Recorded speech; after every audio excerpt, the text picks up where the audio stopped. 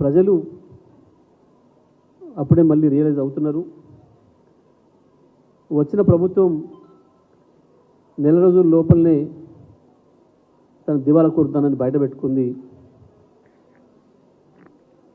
ఇచ్చిన మాట ఒక్కటి కూడా నెరవేర్చిన పరిస్థితి లేదు. 9వ తారీఖునే మీకు రైతు బంధు వస్తుంది, ఇది సిద్ధంగా ఉండండి అని చెప్పిండ్రు. కానీ ఇంతవరకు పత్తా లేదు. రుణమాఫీ కూడా 9వ తారీఖే చేస్తామని చెప్పిండ్రు, దానిపైన చర్చ కూడా లేదు. మరి ఇస్తానన్న పథకాలకు అప్లికేషన్లు అడుగుతున్నారు, దాంట్లో సంపూర్ణమైన సమాచారం అడగలేదు.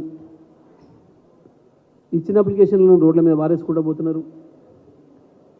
వాటిని ఇంకేందో మళ్ళీ కంప్యూటరైజ్ చేయమన్నారు. అది పని ప్రారంభమే కాలేదు, అప్పుడే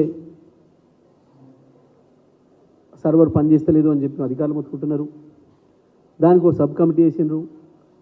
కేసీఆర్ గారు ప్రజలకు ఏది ఇవ్వదలుచుకున్నా ఇటువంటి కమిటీలు వేసుడో లేకపోతే ఇంకోటో ఏది కూడా అడగలేదు. నేరుగా ఎవరైతే లబ్ధిదారులు ఉంటారో వాళ్ళనే ఆన్లైన్లో అప్లై చేసుకోండి అని చెప్పిండ్రు. మధ్యన ఏ దళారులతో పని లేకుండా చక్కగా ఇళ్లలో పంపించింది. కొన్ని నియోజకవర్గాల్లో కొన్ని జిల్లాల్లో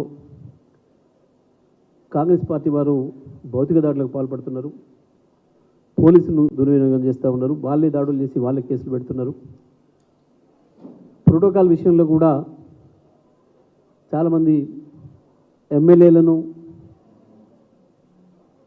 పిలవకుండా లేదా ఎమ్మెల్యేలు వచ్చిన కార్యక్రమం చేయకుండా లేదా స్థానికంగా మా జడ్పీటీసీలు మా ఎంపీపీలు మా జడ్పీ చైర్మన్లను కూడా ప్రోటోకాల్ పాటించకుండా ఇబ్బందులు పెడుతున్న విషయాన్ని కూడా మా దృష్టికి తీసుకురావడం జరిగింది. దీనిపైన కూడా మరి అధికారులతో మాట్లాడి మరి ఏ పద్ధతుల్లో అధికారులకు ఆదేశాలు వచ్చేట్టు చేస్తారో పై స్థాయి అధికారులతో కూడా మాట్లాడాలని, మరి ఎటువంటి విషయంలో కూడా అధిష్టానం జోక్యం చేసుకోవాలి, అలర్ట్గా ఉండాలని చెప్పి కూడా వారు కోరడం జరిగింది. తప్పకుండా ఏదైతే కాంగ్రెస్ దాడులు చేస్తుందో దానిపైన